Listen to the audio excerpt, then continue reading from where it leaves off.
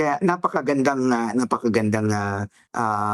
pagkakataon yung ginawa ng Santo Papa na nagkuwan siya, dineklara niya ito na Year of Hope. Dahil kung 'pag mawawalan tayo ng hope, ano ang mangyayari sa atin? That's the end of everything.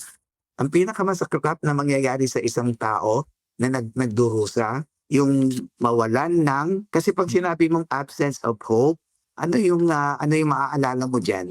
Isang bagay na walang kapag-asa. Anong lugar yun, yung walang pag-asa? Or Isang sitwasyon na walang pag-asa na kinakatakutan ng lahat na marating 'pag sila ay namatay. that, 'Pag namatay sila, do'n sila pupunta. Walang pag-asa doon, saan 'yun? hell. Oo. Kaya Mm. kaya ang buhay ng isang tao na walang pag-asa ay impyerno, Damnation yan. 'yun.